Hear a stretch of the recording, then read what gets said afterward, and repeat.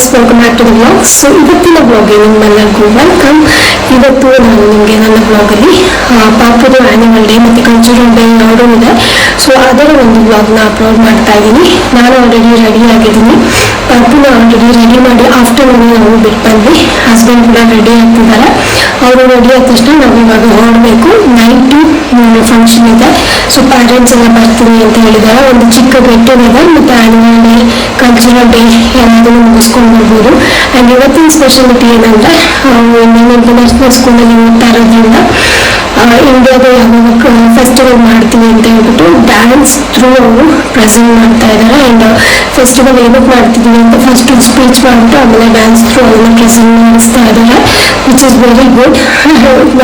ಮಕ್ಳಿಗೆ ಕೂಡ ಗೊತ್ತಾಗುತ್ತೆ ನಮ್ದು ಏನು ಕಲ್ಚರ್ ಇದೆ, ನಾವೇನೇನು ಸೆಲೆಬ್ರೇಟ್ ಮಾಡ್ತಿದ್ದೀವಿ ಅಂತ ಹೇಳ್ಬಿಟ್ಟು. ಆ್ಯಂಡ್ ಬೆಳಗ್ಗೆಯಿಂದ ತುಂಬಾ ಬಿಸಿ ಇತ್ತು ನನಗೆ. ಏನು ಸಲೂನ್ ಕೂಡ ಹೋಗೋಕ್ಕಾಗಿಲ್ಲ ನನಗೆ. ನಾನೇ ಮನೇಲಿ ಡ್ರೆಸ್ ಮಾಡಿಕೊಂಡು ಮೇಕಪ್ ಎಲ್ಲ ನಾನೇ ಮಾಡಿಕೊಂಡು ಹೇರ್ ಕೂಡ ನಾನೇ ಸೆಟ್ ಮಾಡ್ಕೊಂಡಿದ್ದೀನಿ. ಆ್ಯಂಡ್ ಲಿಪ್ಸ್ಟಿಕ್ಕು ಮತ್ತು ಐ ಮೇಕಪ್ಪು ಸ್ವಲ್ಪ ಐಬ್ರೋಸ್ ನಾನೇ ಮಾಡ್ಕೊಂಡೆ ಮನೆಯಲ್ಲಿ. ತುಂಬ ಅಂದರೆ ತುಂಬ ಬಿಸಿ ಇತ್ತು. ಅವ್ರಿಗೆ ಪಾಪಗೆ ರೆಡಿ ಮಾಡೋಷ್ಟರಲ್ಲೇ ಫುಲ್ ಟೈಮ್ ಹೋಯ್ತು ನಂದು. ನನಗಂತೂ ರೆಡಿ ಆಗೋದಕ್ಕೆ ಟೈಮೇ ಸಿಕ್ಕಿಲ್ಲ.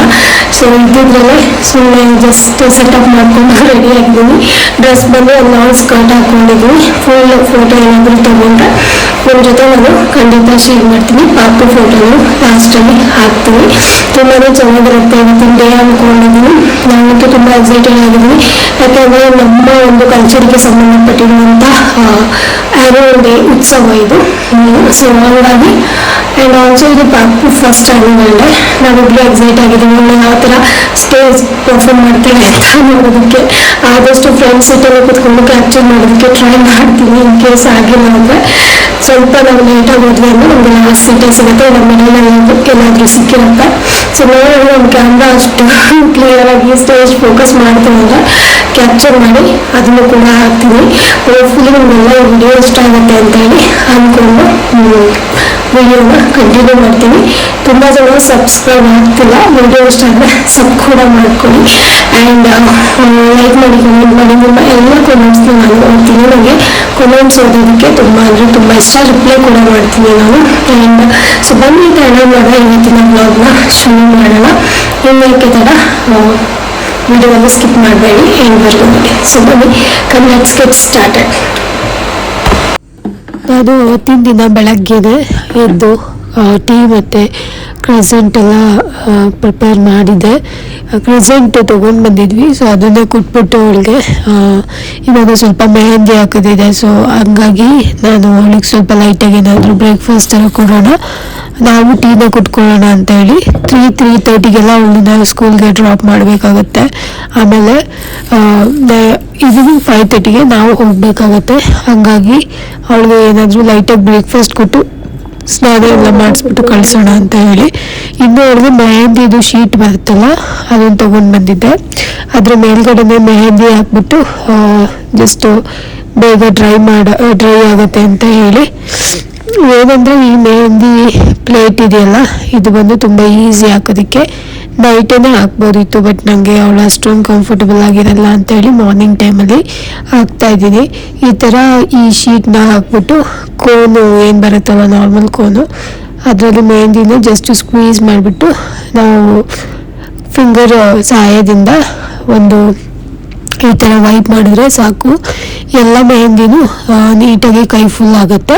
ಆಮೇಲೆ ಆ ಪ್ಲೇಟಲ್ಲಿ ಏನು ಡಿಸೈನ್ ಇರುತ್ತಲ್ಲ ಅದೇ ಥರ ಮೆಹಂದಿ ನಮಗೆ ಕೈ ಮೇಲೆ ಬಂದಿರುತ್ತೆ. ಜಸ್ಟ್ ಕೈಗಳನ್ನ ನೀಟಾಗಿ ಇಟ್ಕೋಬೇಕು ಅಷ್ಟೇ. ಆ ಥರ ಮಾಡಿದ್ರೆ ನೀಟಾಗಿ ನಮ್ಮದು ಕೈ ಮೇಲೆ ಮೆಹಂದಿ ಬಂದಿರುತ್ತೆ. ತುಂಬ ಈಸಿಯಾಗಿ ಹಾಕ್ಬೋದು. ಮಕ್ಳಿಗಂತೂ ತುಂಬ ಹೆಲ್ಪ್ ಆಗುತ್ತೆ ಈ ಥರ ಮೆಹಂದಿ. ಏಕೆಂದರೆ ಅವ್ರು ಗಂಟೆಗಟ್ಟಲೆ ಕುತ್ಕೊಳ್ಳಲ್ಲ ಇಲ್ಲಿ ಮೆಹಂದಿ ಹಾಕೋ ಜಾಗದಲ್ಲಿ ಕರ್ಕೊಂಡು ಹೋದರೆ. ಸೊ ಅವ್ರಿಗೂ ಪೇಷನ್ಸ್ ಇರಲ್ಲ ಮತ್ತು ಅವರು ಕೋಪ್ರೇಟ್ ಕೂಡ ಮಾಡಲ್ಲ. ಈ ಥರ ಪ್ಲೇಟ್ಸ್ ತೊಗೊಂಡ್ಬಂದು ನಾವೇ ಅಪ್ಲೈ ಮಾಡೋದು ತುಂಬ ಈಸಿ ಅಂತ ನನಗನ್ನಿಸ್ತು. ನಾನು ಮೇ ಬಿ ನೆಕ್ಸ್ಟ್ ಫೆಸ್ಟಿವಲ್ ಏನಾದರೂ ಬಂದರೂ ಕೂಡ ನಾನು ಇದೇ ಥರ ಪ್ಲೇಟ್ಸ್ನ ತೊಗೊಂಬಂದು ಅವಳಿಗೆ ಹಾಕ್ತೀನಿ. ಈ ಥರ ಅಂಗೈಗೊಂದು ಮತ್ತು ನಮ್ಮದು ಕೈಗಳಿಗೆ ಮೆಹಂದಿ ಹಾಕ್ತೀವಲ್ಲ ಅಲ್ಲಿಗೊಂದು ಹಾಕೋಕ್ಕೆ ಒಂದು 3 ಶೀಟೇನೋ ಕೊಟ್ಟಿದ್ರು. ಫಿಂಗರ್ಗಳಿಗೊಂದು ಮತ್ತು ಎಲ್ಲ ಫಿಂಗರ್ಗಳಿಗೂ ಕೂಡ ಒಂದೊಂದು ಶೀಟ್ ಬಂದಿತ್ತು ಚಿಕ್ಕದು. ಸೊ ಅದ್ರ ಮೇಲೂ ಕೂಡ ನಾವು ಇದೇ ಥರ ಅಪ್ಲೈ ಮಾಡಿದ್ರೆ ಅದನ್ನೇ ಅಪ್ಲೈ ಮಾಡಿ ಸಡನ್ನಾಗಿ ತೆಗಿಬೋದು. ಅದಾದ್ಮೇಲೆ ಮೆಹಂದಿ ಡಿಸೈನ್ ಏನಿದೆ ಅದು ಬಂದಿರುತ್ತೆ. ಡ್ರೈ ಆದಮೇಲೆ ನೀವು ಸ್ವಲ್ಪ ಶುಗರ್ ವಾಟ್ರು ಅಪ್ಲೈ ಮಾಡ್ಬೋದು ಅಥವಾ ಜಸ್ಟ್ ಲೈಕ್ ದಟ್ ವಾಶ್ ಕೂಡ ಮಾಡ್ಬೋದು. ಕಲರ್ ಕೂಡ ತುಂಬ ಚೆನ್ನಾಗಿ ಬಂದಿತ್ತು. ಆಮೇಲೆ ಡಿಸೈನು ಕೂಡ ನೀಟಾಗಿ ಬಂದಿತ್ತು. ಅವಳು ಇನ್ನೂ ಸ್ವಲ್ಪ ಚೆನ್ನಾಗಿ ಕೈ ಇಟ್ಕೊಂಡಿದ್ರೆ ಇನ್ನೂ ಚೆನ್ನಾಗಿ ಬರ್ತಿತ್ತೇನೋ, ಬಟ್ ಅವಳು ಅಷ್ಟೊಂದು ಚೆನ್ನಾಗಿ ಕೈ ಇಟ್ಕೊಳಕ್ಕೆ ಬರ್ತಿರ್ಲಿಲ್ಲ. ಅವಳಿಗೆ ಚಿಕ್ಕವಳಲ್ವಾ, ಸೊ ಹಂಗಾಗಿ ಫಿಂಗರ್ ಎಲ್ಲ ಫೋಲ್ಡ್ ಮಾಡಿಬಿಡೋಳು. ನಾನು ಹೇಳ್ತಾ ಇದ್ದೆ ಸ್ವಲ್ಪ ಸರಿಯಾಗಿ ಇಟ್ಕೋ ಅಂತ ಹೇಳಿ, ಬಟ್ ಆದರೂ ಅವರು ಕೇಳಲ್ವಲ್ಲ, ಅವ್ರಿಗೆ ಅಷ್ಟೊಂದು ಗೊತ್ತಾಗಲ್ಲ. ಹಾಗಾಗಿ ಕೈ ಮೇಲೆಲ್ಲ ಈ ಥರ ಹಾಕಿ ಆದಮೇಲೆ ಒಂದು 10 ನಿಮಿಷ ಬಿಸಿಲಲ್ಲಿ ಕೂರಿಸಿದ್ದೆ ನಾನು. ಬಿಸಿಲಲ್ಲಿ ಕೂತಾದ್ಮೇಲೆ ಸ್ವಲ್ಪ ಡ್ರೈ ಆಗಿತ್ತು. ಅದಾದ್ಮೇಲೆ ಸ್ವಲ್ಪ ಶುಗರ್ ವಾಟ್ರ್ ಹಾಕ್ಬಿಟ್ಟು ನಾನು ಇನ್ನೊಂದು ಸರಿ ವೆಟ್ ಮಾಡಿ ಸ್ವಲ್ಪ ಕಲರ್ ಚೆನ್ನಾಗಿ ಬರಲಿ ಅಂತ ಹೇಳಿ ಪುಡಿ ಮಾಡಿ ಸಂಜೆಗೆ ಡ್ರಾಪ್ ಮಾಡಿಕೊಂಡ್ವಿ. ಇನ್ನು ನಾವು ಆಗೋಷ್ಟರಲ್ಲಿ ಪ್ರೋಗ್ರಾಮ್ ಎಲ್ಲ ಸ್ಟಾರ್ಟ್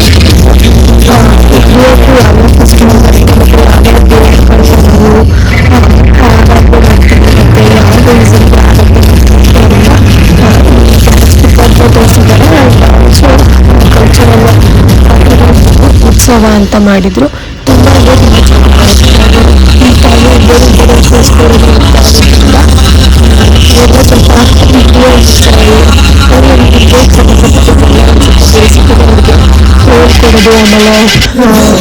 ಎಲ್ಲ ಮಾಡ್ಕೊಂಡು